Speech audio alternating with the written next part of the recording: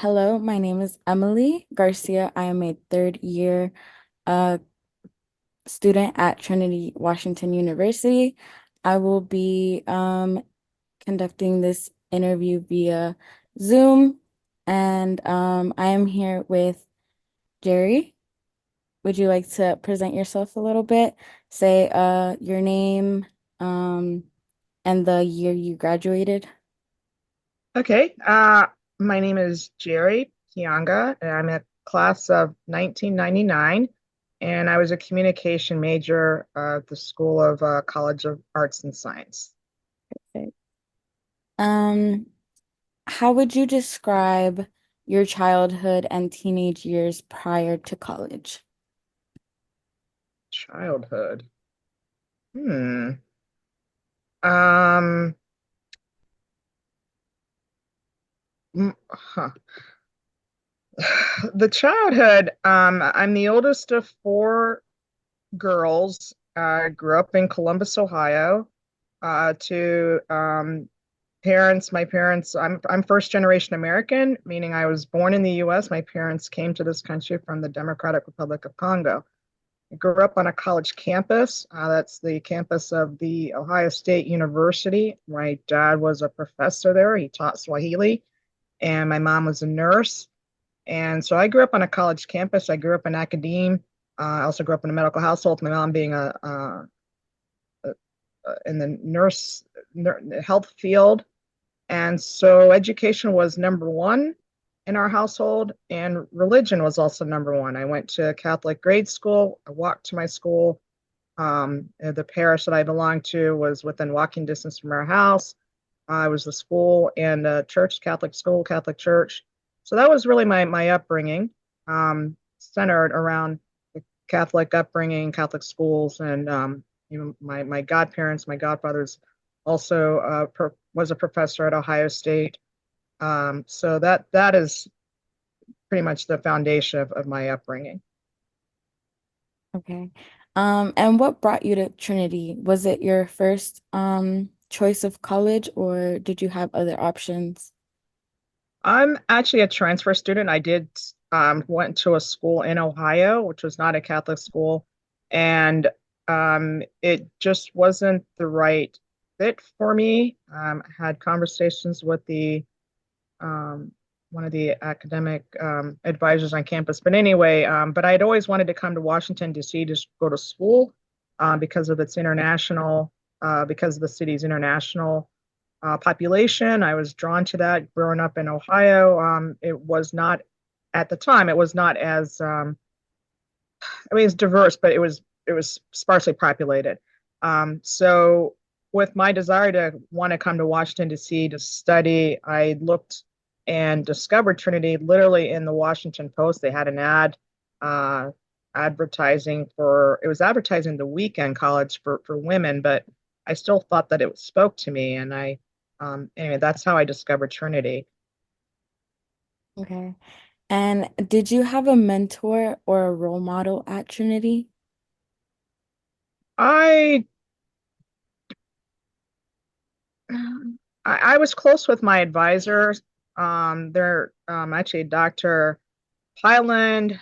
She was not my advisor, but she's still at the university teaching, and she was one of the major um, professors teaching communication. So I was close to her, and I would say but my advisor is Dr. Brad Mello, who's no longer with the institution, but definitely between those two, I would say they were my mentors.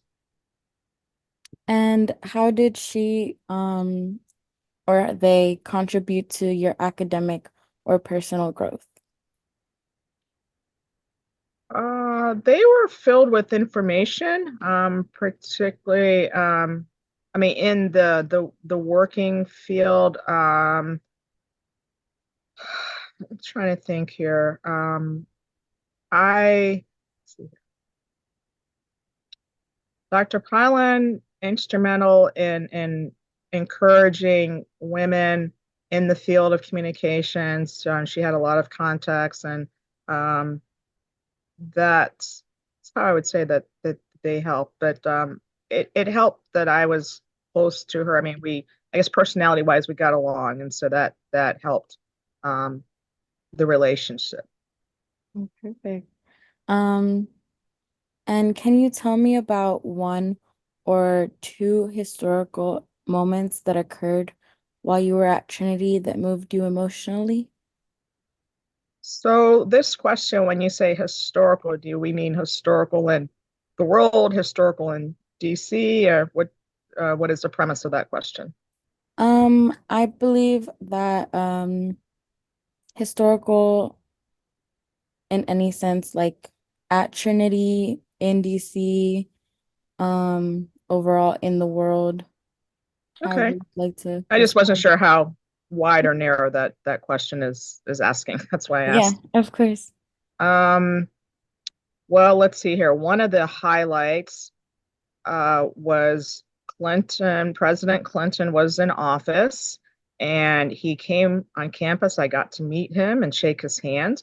And the reason he was on campus had nothing to do with politics. It was actually his wife, um, Hillary Clinton, well, Senator Clinton, but not at the time, but I mean, she was first lady at the time, but it was her chief of staff who is a Trinity graduate, Maggie. I'm drawing a blank, can't think of her last name, but she's class of 77, I believe.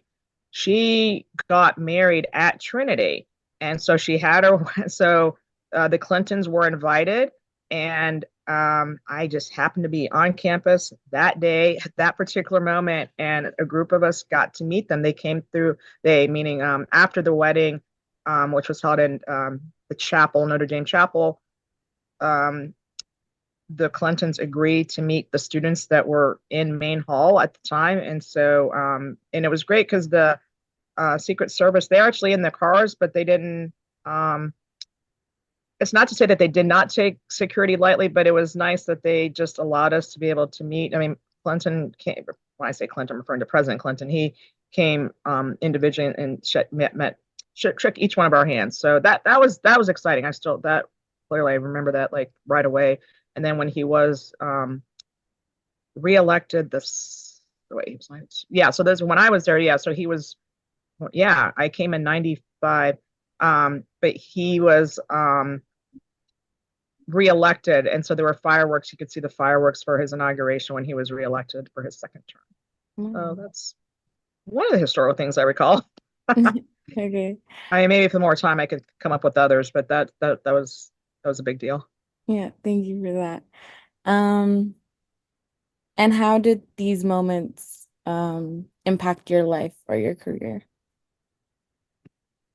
So wait, I'm going to go back to um, that prior question. I was like, I Mhm. couldn't think of anything. There was something else, and it's just because of the timing. Speaking of historical, of what happened, I was at 95. Yeah, my first year there.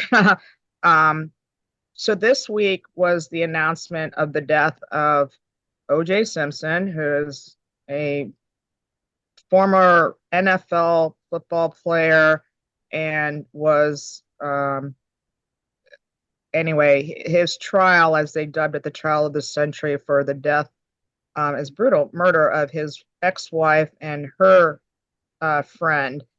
And just with all the news coverage this week of that, not much attention was given really to the focus of Nicole Brown. She was a victim of domestic violence. And so I mentioned that because I was in a psychology course at Trinity the day of the verdict was announced.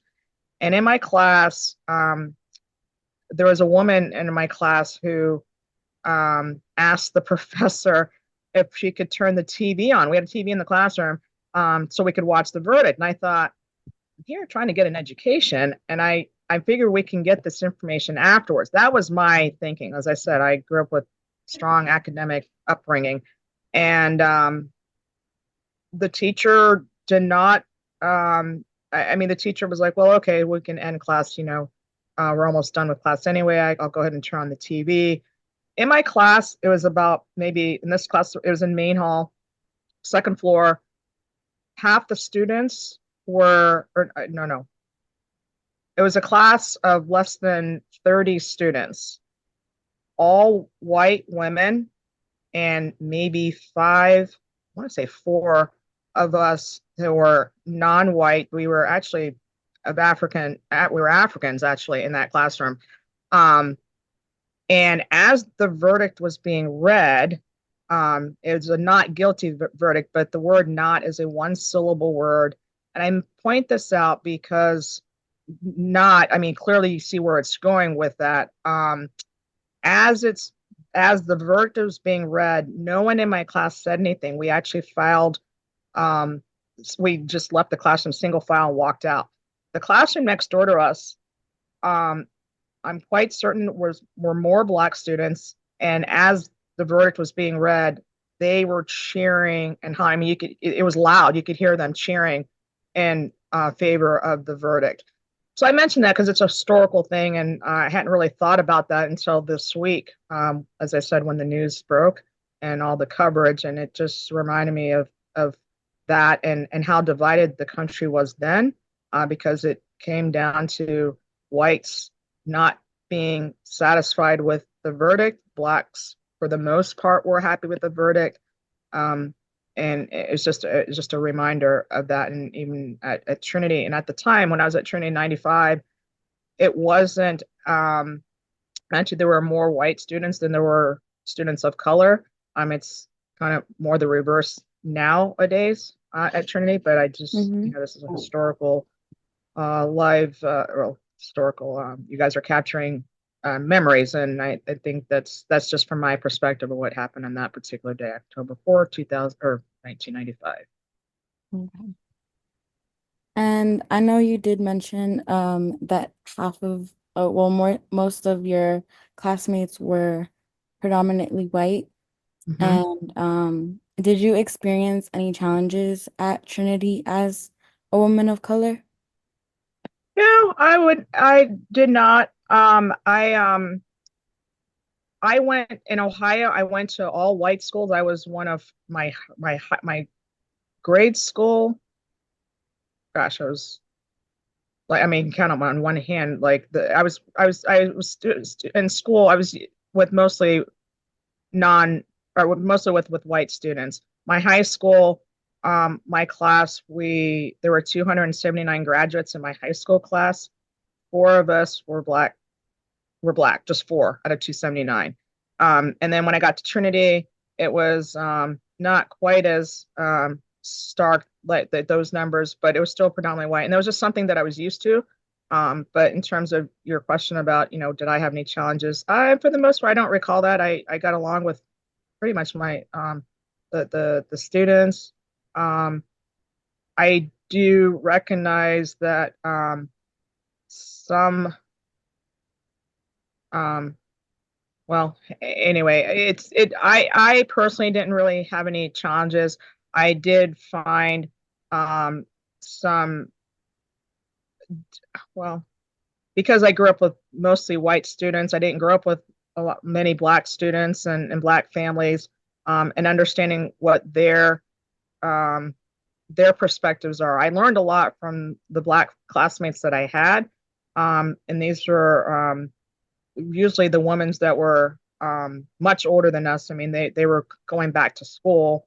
They were, much in advanced years, but I learned from them because they had a lot of stories that they shared in classrooms about what it was like growing up primarily in the South and being descendants of slavery. And they had a lot of stories that were passed down in their families. And those are stories that I didn't grow up with, and they're not part of my family history.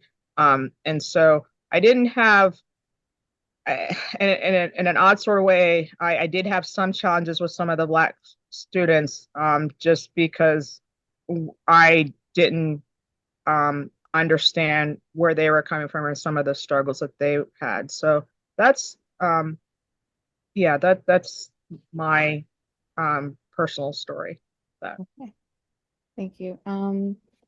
And what did you do after receiving your undergraduate degree from Trinity? so while I was a student at Trinity, I actually worked doing computer technical support, and that was just to get money. And little did I realize that that actually helped me um, really secure a good paying job. So the moment I graduated from Trinity, I was actually I was looking, I was working, but then that job sort of ended, and then um, the State Department was the only organization that picked up my resume and said, "Hey, we could use you." And so I started this long career, and I'm still in the career of consulting, doing IT consulting work for the federal government, and it's software development is what I that's in the field that I'm working in right now. Okay. Um, what does the world need to know about Trinity, and what does the world need to know about Trinity alumni?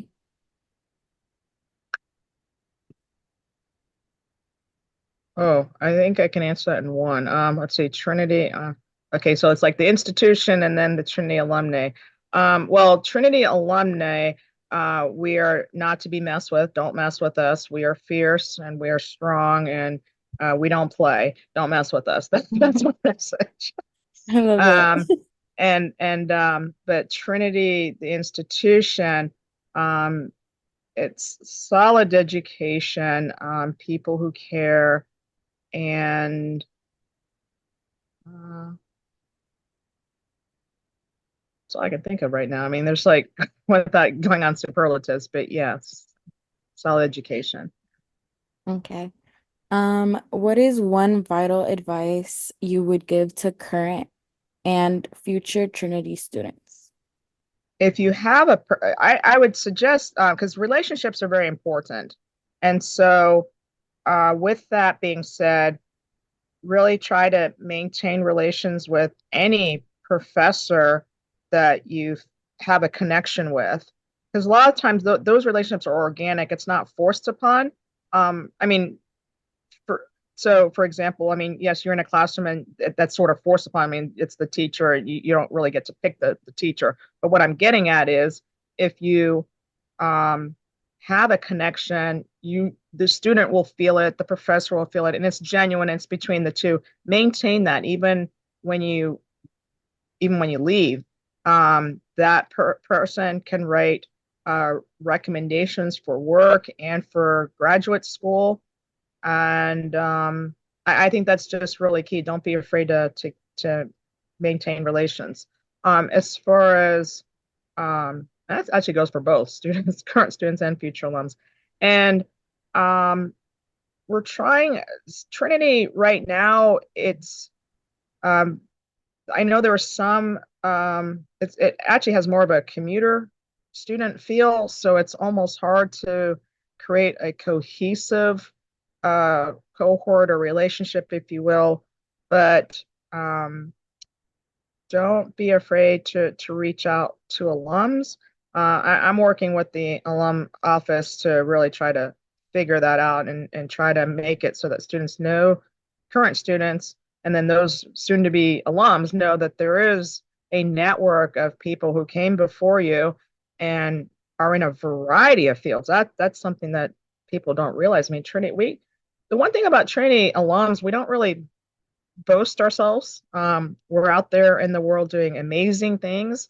I could, I mean, I know, I mean, between State Department and my own classmates, I mean, we have State Department, Foreign Service officers, we have financial. See, I know, well, she's not in my class, but this is a woman who's from several decades before us, but she's like head of the bank in Philadelphia. I mean, Trinity has amazing, amazing alums, but Mhm. we're not one to really, you know, show off who we are. We're out there just doing it.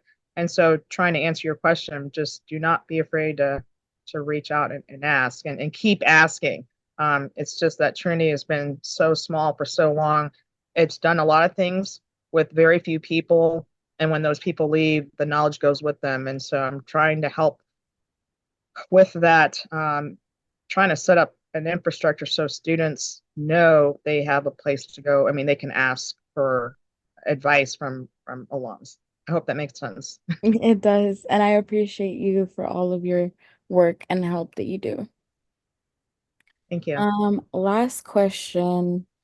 What do you hope current and future Trinity students will do going forward to preserve the university's legacy?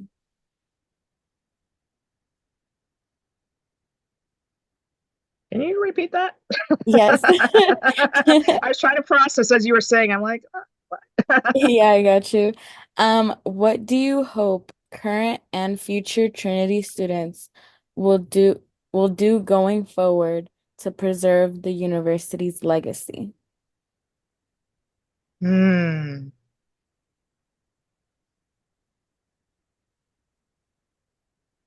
So I guess where we should start with, what do you think the university's legacy is? Yeah, that's what I was thinking. It's still about education and caring for those, I think the mission. So the mission at large is to educate women who do not have an opportunity to get an education. So the focus still needs to be on women. Yes, the school currently allows men to receive degrees, undergraduate and graduate, um, but the focus should still remain on making sure that we reach women who otherwise would not have an opportunity to get an education, and with that education, think about the Sisters of Notre Dame de Namur. I mean, that is their foundation, their legacy was education. We cannot lose sight of that because women were denied an opportunity, um, and even around the world, there are still women who are denied an education. And sometimes, I say sometimes, but some of that practice has been brought to this country by people from those regions of the world that don't believe in that. And so it is up for us to stand up for justice. That is Trinity's social justice legacy as a Catholic institution. So kind of a roundabout way, but education focused on women and just social justice, not just for women, but for all those who don't have a voice and standing up for themselves. So, what does that mean for the students? Be tuned into that. Get your education. It's not. Don't take it for granted. And what you can do wherever, whatever field you find yourself in, there is opportunity to um, use your skill set in helping those volunteer through nonprofits. Actually, my other classmate, Corinne Cannon, she started the DC Diaper Bank. I'm sure you've heard of that. Just saw a need, and so just do not lose sight of that. Pay attention to your community, and what can you do with your skill set, your education from Trinity to help the world. That sounds so large, but it's No, I completely understand, and I hope whoever watches this interview understands as well. Um, but yeah, those are all of my questions for today. okay. Do you have anything you'd like to add on to this interview? No, not at the moment. I think I covered it. It was kind of circle, but everything is all tied together. I think with my responses, it sounds. I was trying not to sound repetitive, but there's a connection in all of that. So, Of course. Well, I appreciate your time. And thank you. then It was very nice to meet you, to and I meet you wish you too. luck. Thank you.